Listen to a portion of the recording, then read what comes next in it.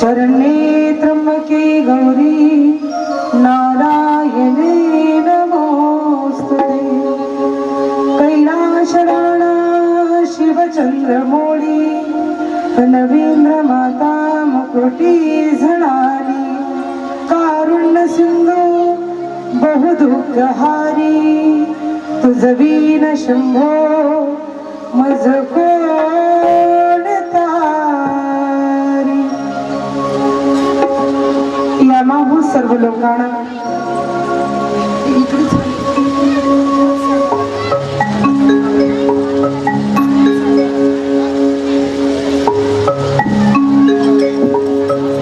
यामाहू सर्व लोकांना प्रकृतीं शास्त्रपारदाः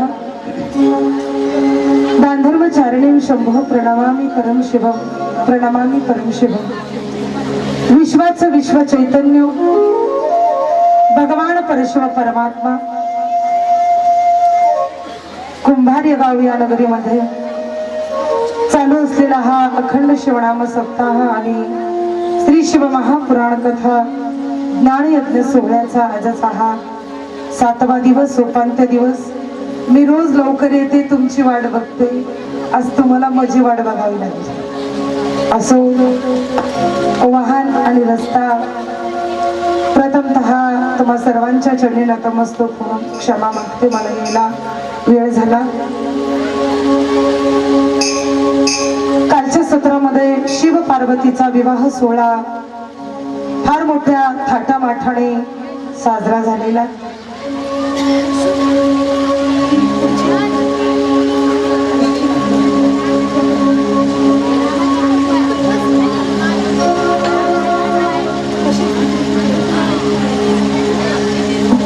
वास्तविक पाहता आज रामनवमी,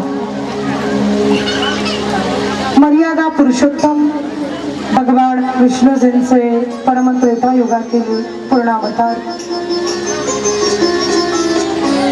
रामासारखा पुत्र नाही, रामासारखे पती नाही, रामासारखा भाऊ नाही, मर्यादा पुरुषोत्तम। प्रथमतः सर्वांना प्रभू रामचंद्रांच्या या पवित्र अशा पावन श्री रामनवमी निमित्त सर्वांनी एकदा हात वरी करा। राजाधिराज प्रभु रामचंद्र भगवान की जय। नमः पार्वती पती शिव हर हर महादेव। शिव पार्वतीचा विवाह सोहळा हिमालय आणि मैना राणीने आपल्या मुलीचं कन्यादान केलेलं। जे जे संस्कार विवाह पश्चात एखाद्या कुमारिका स्त्रीला अथवा आपल्या मुलीला एखाद्या आईने द्यावे, ते सर्व संस्कार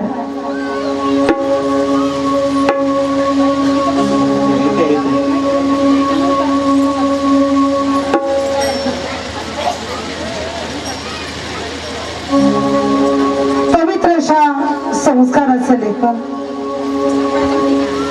जमते ना, असं उचलून इकडचं दिसणार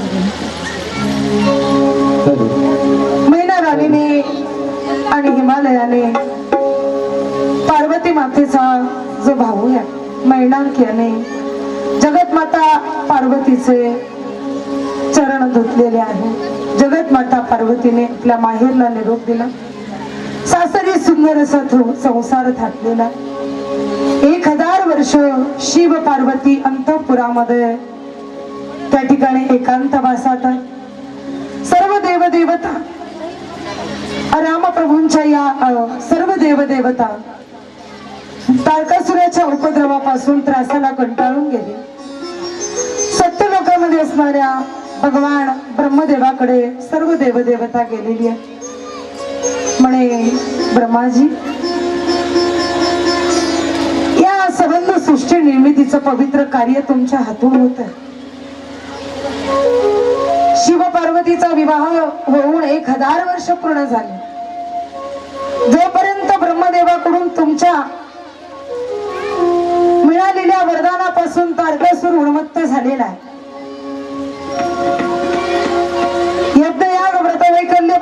तारकासुराची उपासना करण्यासाठी प्रत्येकाचा जीव अंतःकरणामध्ये तळमळ आहे, परंतु तारकासुराच्या असुरी प्रवृत्तीला आम्ही सर्वजण कंटाळले. भगवंता आता काही करा, आम्हा सर्व देवदेवतांचा नोहे या विश्वाचं रक्षण करा. पृथ्वी सुद्धा थरथरा कापू लागलेली आहे आणि त्रैलोक्यावरती विजय मिळवण्याचं हे सामर्थ्य तारकासुराला तुमच्याकडून प्राप्त झालेलं आहे. त्यामुळे तुम्ही आम्हाला या संतप्त झालेल्या सर्व देवदेवतांना शांत करा, तारकासुराच्या उपद्रवापासून आमचा उद्धार करा. त्यावेळेस ब्रह्माजी सांगतायत ठीक आहे, आपण वैकुंठामध्ये जाऊ. भगवान श्री हरी आदी करून सर्व देवदेवता, अग्निदेवता, वरुण देवता, पवन देवता, धर्मराज, इंद्रदेव, सर्व देवदेवता, इंद्र, चंद्र, महेंद्र, यक्ष, किन्नर अंतःपुराच्या महाद्वारावरती उभा आहे. महाद्वारावरती नंदी उभा आहे आणि नंदिकेश्वरांना आज्ञा दिली जगतमाता पार्वती आणि भोलेनाथांनी, हे नंदी आज आम्ही एकांतवासामध्ये आहोत आणि काही झालं, किती जरी संकट आलं, आमच्या इच्छेविरुद्ध आत कोणाला येऊ देऊ नकोस. सर्व देवदेवतांना एकत्रित पाहून महाद्वारावरती उभे नंदिकेश्वर म्हणतायत, काय तळमळ आहे तुमची? त्यावेळेस सांगितलं, नंदी धर्माच्या कार्यासाठी संबंध भगवान ब्रह्मदेवांनी विश्व निर्मिती केलेली आहे आणि सृष्टीच्या पालना करता, संहार करता, सृष्टीच्या रक्षणार्थ सृष्टीचं ही सनातन कार्य चालू असताना तारकासुराच्या उपद्रवापासून आम्ही कंटाळलोय आणि हे नंदी विनंती आहे, आता मला जाऊ दे. नंदिकेश्वरांनी सर्व देवदेवतांना आज जाऊ दिलेला आणि त्यावेळेस जगतमाता पार्वती काहीतरी पूजेला गेलेला आहे. ब्रह्माजी, भगवान श्रीहरी सर्व देवदेवतांना पाहून भगवान शंभोनाथ विचारतायत, श्रीहरी ब्रह्माजी आजच्या त्रासापासून तुम्ही कंटाळलो आहोत, काळजी करू नका, या त्रासापासून मी तुम्हाला मुक्त करेल, आपल्या येण्याचं प्रयोजन सांगा. त्यावेळेस सांगितलं, प्रभू तारकासुराचा वध तुमच्या पुत्रापासून होणार आहे. 1000 वर्ष आज आपण अंतपुरामध्ये आहात, अजूनही पुत्र जन्मला नाही आणि जोपर्यंत तुमचा पुत्र जन्मणार नाही तोपर्यंत या विश्वाचं रक्षण होणार नाही, तारकासुराचा वध होणार नाही आणि तारकासुराचा वध झाला तरच आमचा उद्धार होईल. बसवलिंग म्हणे पवित्र भूमिका, बसवलिंग म्हणे पवित्र भूमिका, पवित्र भूमिका, बसवलिंग म्हणे पवित्र भूमिका, रुचिली कार्तिका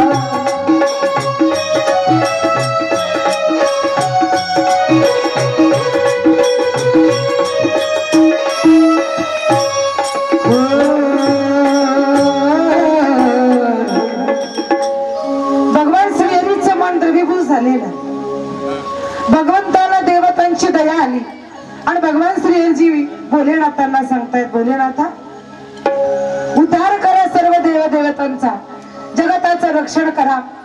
त्यावेळेस भोलेनाथांनी सांगितलं म्हणे, देवा हे देवतांनो, हे श्रीहरी, हे ब्रह्मा, जगाच्या कल्याणासाठी मी माझं तेज तुम्हाला द्यायला तयार आहे, परंतु ही प्रखर तेज ग्रहण करण्याचं सामर्थ्य कोणामध्ये आहे? भगवंतांनी आपलं तेज दिलेलं आहे आणि हे तेज देताना जगतमाता पार्वतीने पाहिलेलं आहे. जगतमाता पार्वतीला राग आला, हे तेज देवकार्याच्या सिद्धीसाठी अग्निदेवाने प्राशन केलेलं. जगतमाता पार्वती पाहतात, जगतमाता पार्वतीला राग आला. म्हणे महादेवा, सर्व देव देवतांना जगतमाता पार्वतीने शाप दिला. म्हणे जगाच्या कल्याणासाठी स्वस्वार्थासाठी तुम्ही आमचा एकांत भंग केलात ना, मी तुम्हाला शाप देते की यापुढे तुमच्या स्त्रिया सुद्धा वांझ होतील. जगतमाता पार्वती रागवल्या आणि रुसून कैलासावरती जगतमाता पार्वती गेल्या. हे तेज अग्नीने ग्रहण केल्यानंतर अग्नीच्या शरीरामध्ये दाह होऊ लागला. काही केल्या, अग्नीच्या शरीरामध्ये हळहळ दाह आहे, आग सहन होईना. गंगेमध्ये गेल्यानंतर पाणी उकळू लागलं.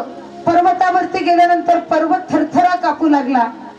थंडगार हिमालयामध्ये गेल्यानंतर हिम बर्फ वितळू लागला. प्रत्येकाच्या मुखामध्ये अग्नी तत्व आहे. सर्व देवदेवतांना त्रास होऊ लागला. सर्व देवदेवता कैलासामध्ये गेले आणि सांगू लागले, भगवंता, अग्नीने देवकार्याच्या सिद्धीसाठी धर्मरक्षणार्थ भगवंताचं तेज ग्रहण केल्यानंतर अग्नी तत्व प्रत्येकाच्या मुखात आहे आणि आमच्या मुखामध्ये आग पडलेली आहे. काही करा, आमचा उद्धार करा. सांगितलं भगवंताने, वमन करून तुमचं तेज तुम्ही बाहेर काढू शकता. तेव्हा अग्निदेव कैलासावरती गेले. दोन्ही हात जोडून भगवंताला प्रतिज्ञा केली, हे देवा, आमचं रक्षण करा. मला ह्या त्रास सहन होत नाहीये. नाही तरी दे मरण, या देहातून मुक्त तरी करा, नाहीतरी या तेजापासून तरी मला मुक्त करा. भगवंतांनी सांगितलं, म्हणे अग्नी, स्वस्वार्थासाठी तुम्ही आमचा एकांत भंग केलात ना.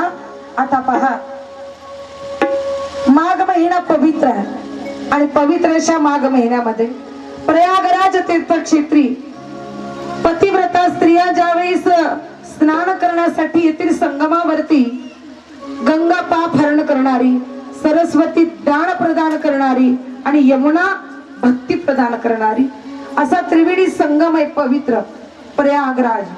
आणि या प्रयाग क्षेत्री संगमावरती काही स्त्रिया स्नान करण्यासाठी येते आणि योग्य असा मुहूर्त बघून, योग्य अशी वेळ पाहून, काही कंपनाच्या माध्यमातून तू असणारा, तुझ्या शरीरामध्ये असणारा तेज वमन करून तू बाहेर काढ आणि त्या स्त्रियांच्या शरीरामध्ये प्रविष्ट कर.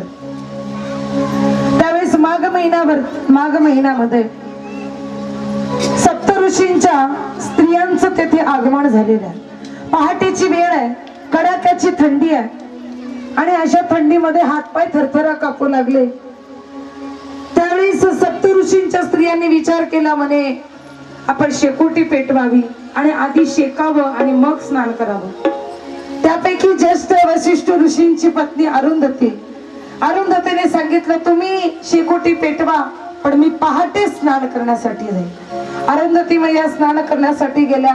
अग्निदेव वाटच पाहत आहे कुठली वेळ येईल.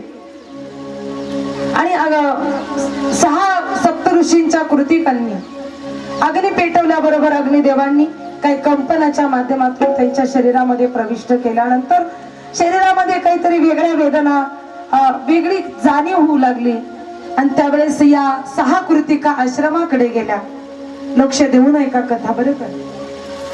जरी वेळ झाला, उशीर झाला, तरी जेवढी कथा सांगावी तेवढी परिपूर्ण मी सांगणार. आणि सप्तऋषींच्या या 6 कृतिका गर्भस्थ झाल्या, गर्भधारणा झाली आणि सांगितलं आपल्या पतींना, सर्व ऋषींना, की आमची गर्भधारणा झालेली आहे.